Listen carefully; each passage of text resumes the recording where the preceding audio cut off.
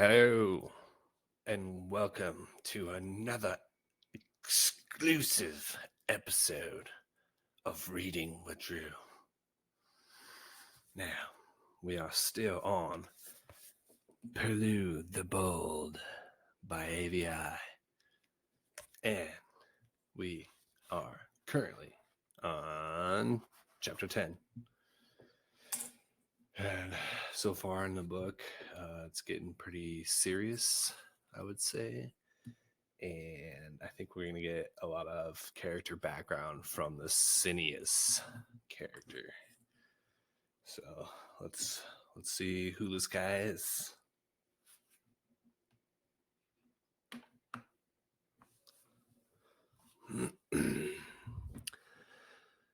A grinning, limping Senyous hopped forward. As he approached Berwig, he reached for his ear. His right one, recalled himself, smirked, and dutifully pulled down his left ear. Berwig, Senyous said in a thin, reedy voice that sounded as if a feather was caught in his throat.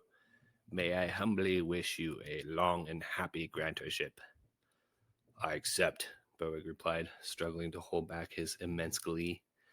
The next moment, all of Berwig's suppressed tension erupted with a ghastly itchiness that covered his body. It was as if he had been attacked by a million ants, each of whose tiny feet picked, poked, pinched, and tickled as they crawled about. How he wanted to scratch, but to scratch himself while sitting on the satop would not be dignified. Unable to bear it, he sprang up and hopped out of the room. Just as he was leaving, he said, Senyous, you may see me in my private room. To Berwig's back, Senyous pulled his ear again, his right one this time, and grimaced silently. Those near him backed away.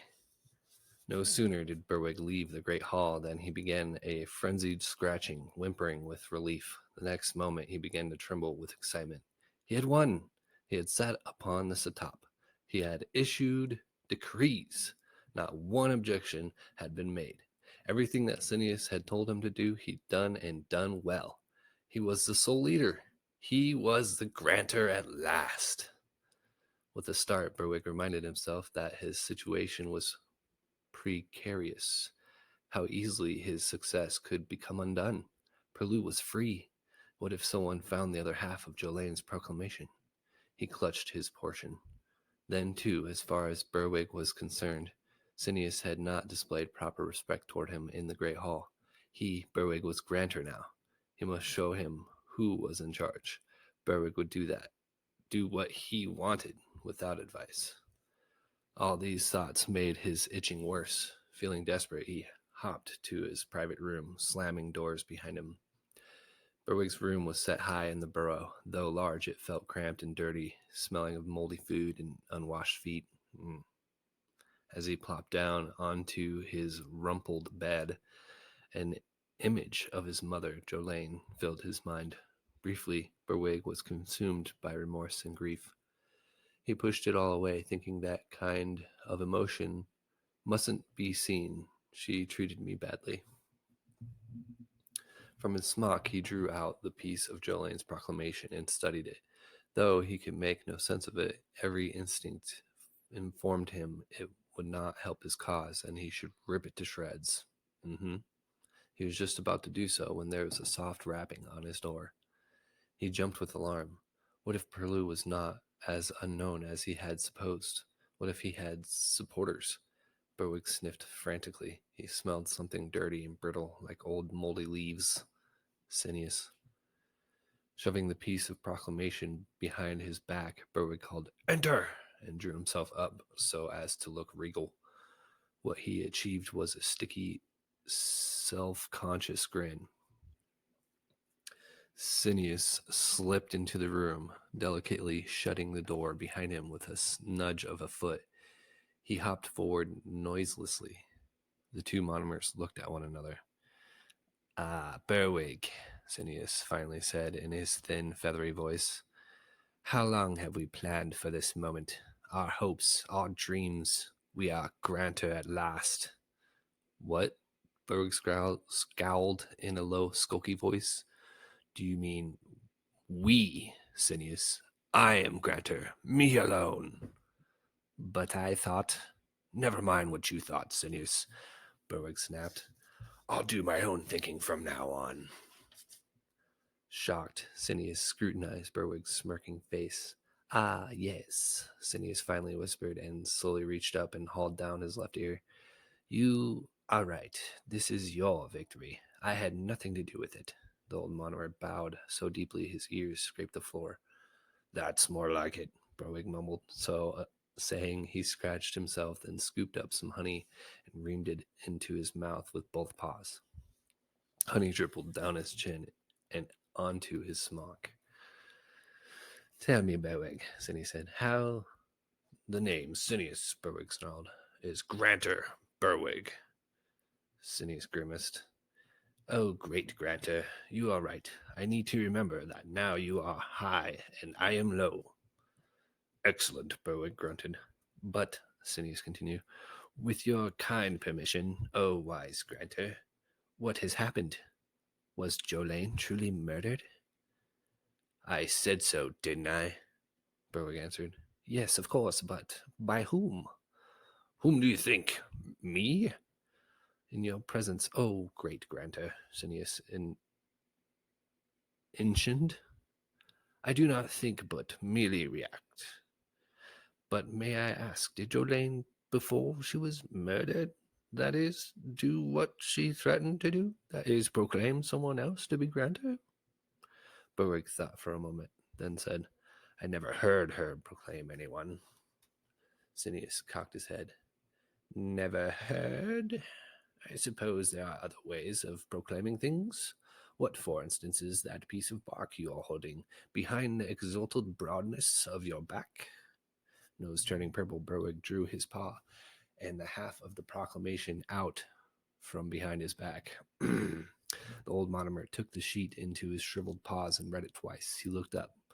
Where's the rest of it? Ah, I suppose Lucabara has it.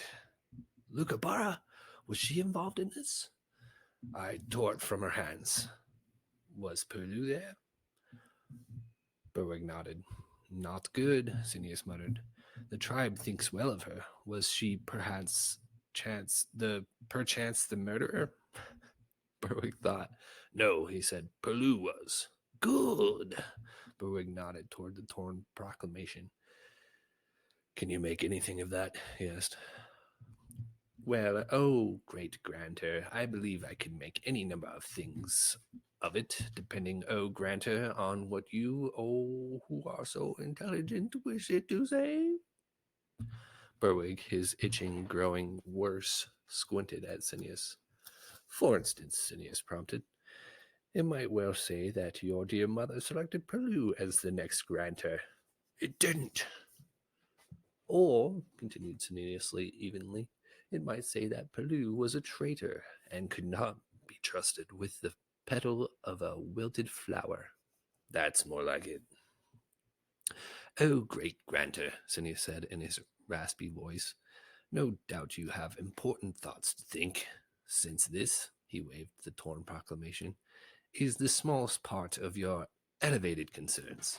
Perhaps you would allow humble me to puzzle it out. You might as well, Berwick said in a sulky voice. May I say, Grantor, that I appreciate that this is your idea, but may I suggest something? You can suggest anything you want, Berwick grumbled. Things would go better if Perloo was caught and kept from talking. Do you take me for a complete idiot? Berwick bellowed. Oh, Grantor, please return Senyous. Oh, return Senyous. Not a complete idiot. No, not complete. Berwick looked at Senyous with loathing. And my, Senyous corrected himself, your letter to the Felbarts, he asked. Have have you had any answer? None. Have no fear, there will be one. It will help a great deal, Senyous bowed, pulled his ear one more time, and turned to go, but suddenly paused. Ah, there's one other thing, great Grantor, he said. What's that? You should send out a notice to alert the tribe as to what Perloo has done. You should be posting warriors everywhere. You do it, Berwick said. My head hurts. Senyous took 2 hops toward the door, but paused again. Ah, Granter, there is one other little bitsy thing. What's that? Berwick said wearily. Where, Senyous asked, is my reward? Berwick glared.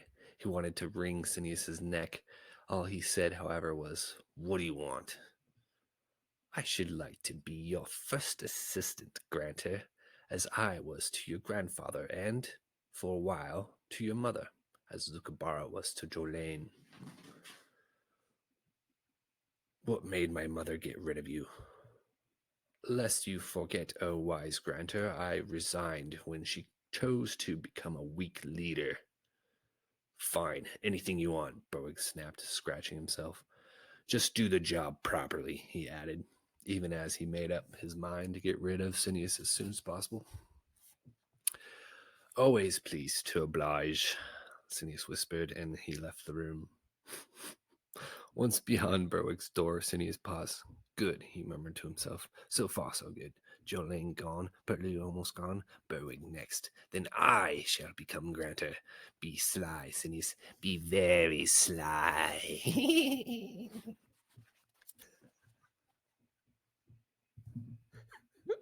Okay, I was getting into that character a little too much, but there you have it. Chapter 10. Senyous the Sly.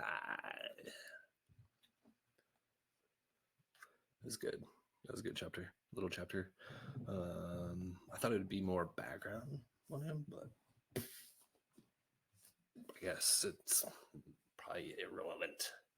Besides the fact that, he was the assistant to the other Granter that was before Jolene. Okay. That was a fun chapter to do voices with, but I hope it wasn't too rough. But so yeah, Senyous, he's trying to become Granter. He's just gonna slide out, be Mr. Sly, Sneaky Sly. Senyous the Sneaky Sly. So we'll see how he tries to manipulate Berwick to a certain degree. And Berwick isn't telling them the whole truth, which is going to be their demise, I think, for both of them.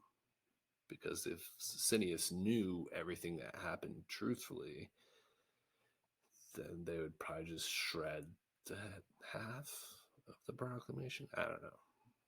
Maybe they have to have a proclamation for him to be Granter, but then what would happen? They just choose a Granter? I don't know. But I'm excited to read more. Perloo the Bold by Scholastic. So, next chapter, chapter 11, In the Kitchen. I bet there's going to be food in there. I'm smart. All right, have a good one. Until next time with Reading with Drew with.